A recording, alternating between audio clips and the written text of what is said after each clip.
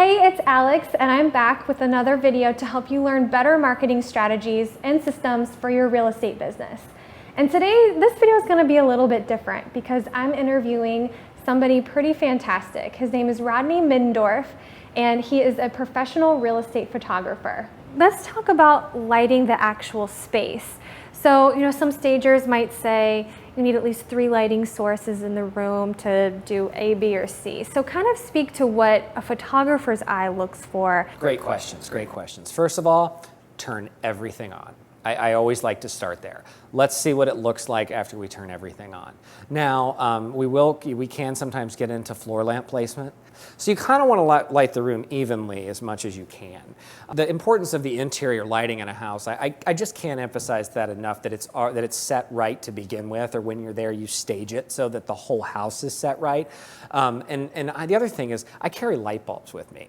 I've got a light kit with just a whole bunch of light bulbs. Like if you've got a light out in your kitchen or a couple of them, you're looking at the picture, it kind of looks bad. It's distracting. Yeah, it's very distracting. Or particularly if you've got a couple of wall sconces right next to each other, one of them's out, one of them's on, it doesn't look good. So get all your lights working. That's the most basic thing I can tell you. Like if you're on a listing appointment and you start noticing a few lights out, just emphasize that. Make sure you get all your light bulbs together. And maybe as agents, we probably give them, if you don't, that might be something you might want to do, is give them like a pre-listing checklist for the homeowner.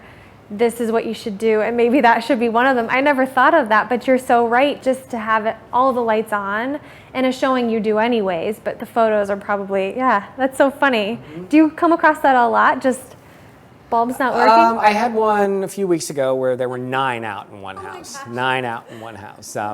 But yeah, you just go through and make it work, fix them all if you can. Sometimes I don't have them, but again, like the reason I carry lights, and as opposed to people will be like, oh, let's just move them around. No, the house needs to show well. Yeah. Let's just fix the problem to begin with. Yeah. So anyway, that's why I like to do it that way. So let's talk about flash. Whether it be this attachment or just the natural flash on the camera. How should we be using that? Do we need it? Kind of speak to that. Absolutely, great questions. I probably should start out with the flash on the camera because these are actually you almost can't use these in houses. It actually will vignette, because you might notice that when I'm holding this camera up, this flash is going to be blocked by this lens. Even if I took the lens hood off, it would still be blocked quite a bit. So you get a shadow underneath. So you really can't count on this for much. So all you need to do is basically get a flash that has a tilt swivel head, and it's automatic. You don't need the $500 monster that this is. Just even the $150 flash to get the job done. It doesn't have to be the Nikon or the ProMaster. They're fine, Vivitar. And then when you're using the flash, turn it around. Don't go straight on. It's a harsher light that way. This softens the light, fills in the gaps. And if I still haven't lost you and you're still following everything I'm saying, you could detune the flash a little bit. I always like to take about 2/3 of a stop off if I have to use it. 2/3 to 1 stop.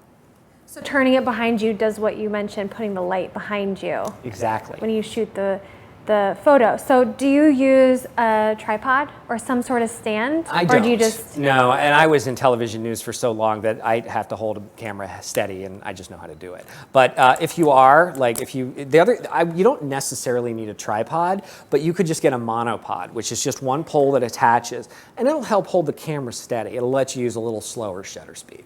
Lighting in the home with the flash, do we need the fancy thing, where it's on, the lighting, I don't know what it's called, but the lighting that's on the stands that it flashes when you go take your photography. When I'm shooting production, yes, we're gonna have all that stuff.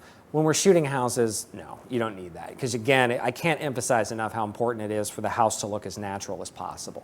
And that's a common mistake that I even see professional photographers in this market. They're still shooting HDR. They're shooting low angles. They're not engineering the photographs to sell. They're engineering them to just look pretty. And there's a major difference between those two things. So basically, just don't shoot at night, and you'll be good with the natural light and the light inside the house. So let's talk about time of day. Okay. And because sometimes people will reschedule if it's raining, they'll come and reshoot if it's raining, or if it's just dark outside or something. So what's the best time of day to get the best light outside and inside for these photos? Well, if you had your choice, the best time to shoot a house would be in the early morning or in the late evening. Big cup of coffee Yeah, with a big cup of coffee. And actually, I've gotten up this morning. I even actually shot one this morning at 6 a.m.